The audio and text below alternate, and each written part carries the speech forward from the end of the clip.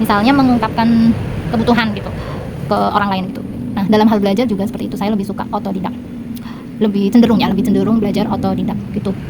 Termasuk pengalaman saya mengajar itu juga otodidak, pengalaman saya ketika membangun usaha kerajinan tangan ya, bunga sabun, itu juga untuk mengembangkannya itu juga otodidak ya, dengan berbagai macam bentuk gitu. Jadi dikulik sendiri gitu ya, seperti itu. Dan untuk keputusan-keputusan lain juga gitu. Hai, apa kabar teman-teman? Semoga teman-teman semuanya dalam keadaan baik, sehat, dan juga bahagia. Ketemu lagi dengan Sinta di sini. Kali ini saya ingin membahas salah satu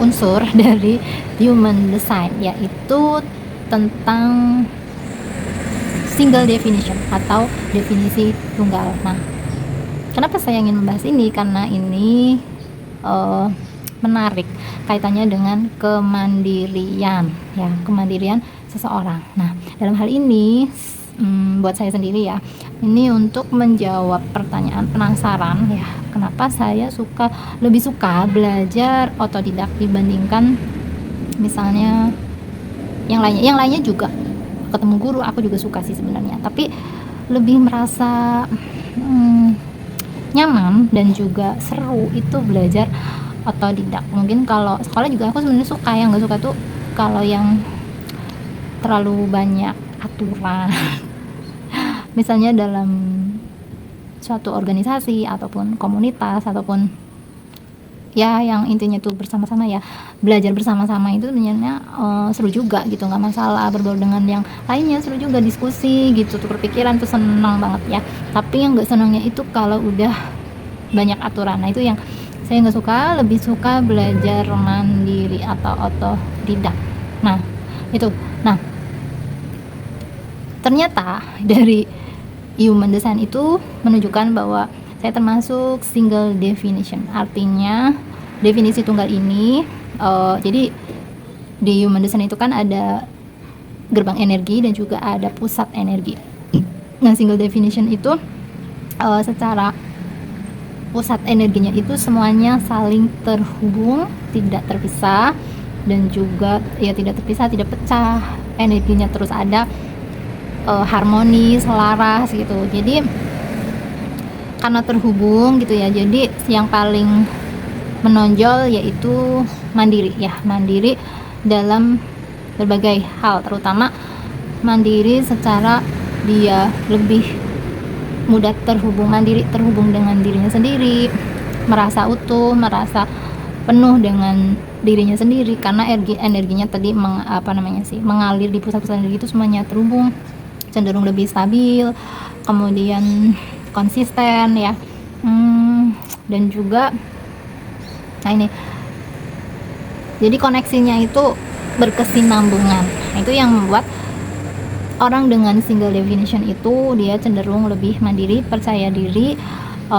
mudah mengambil keputusannya itu berdasarkan dengan keyakinan diri sendirinya itu penuh, karena ya tadi ya pusat dirinya itu semuanya terhubung, jadi lebih utuh, lebih komplit gitu ya.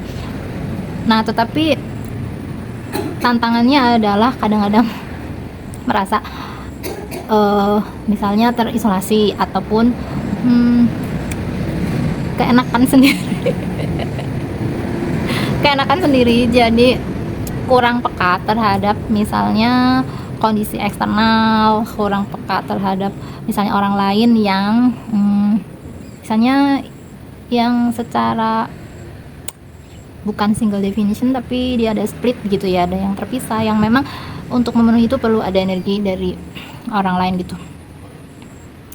Jadi kurang peka, karena kurang peka terhadap yang di luar gitu ya, jadi ya kadang juga sulit untuk mungkin empati ataupun tadi merasa terisolasi karena ngerasa bisa memenuhi kebutuhan energinya dia sendiri gitu kan, seperti itu. Dan kadang juga disalahpahami sama orang lain gitu, dikiranya yaudah dia tuh kan udah mandiri, yaudah jadi nggak perlu bantuan dilepas aja atau udah gitu loh. Jadi aku jadi ingat dulu waktu masih ya remaja ya. Jadi dari kecil itu kan memang terbiasa mandiri ya, hingga remaja.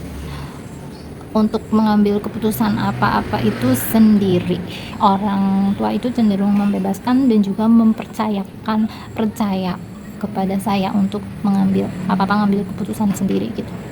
Dan juga terkadang untuk hal yang berat pun apa tuh sendiri gitu. Jadi kadang kayak ngerasa gimana ya, dilepas gitu loh. Kadang-kadang ada perasaan dulu ya, waktu dibilang dulu waktu masih remaja itu ngerasa aku juga kadang pengen kayak anak yang lain misalnya gitu ya.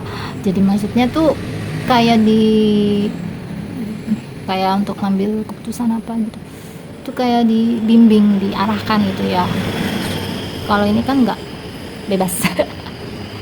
Bisa diberi kebebasan gitu. Dan mungkin itu juga emang ya kalau dipikir-pikir lagi ya, direnungi gitu, oh memang begitu jalannya, memang sesuai dengan desainnya gitu mungkin. Tapi ya kadang tadi ya ngerasa terisolasi, ngerasa kayak mentang-mentang mandiri terus ya udah gitu.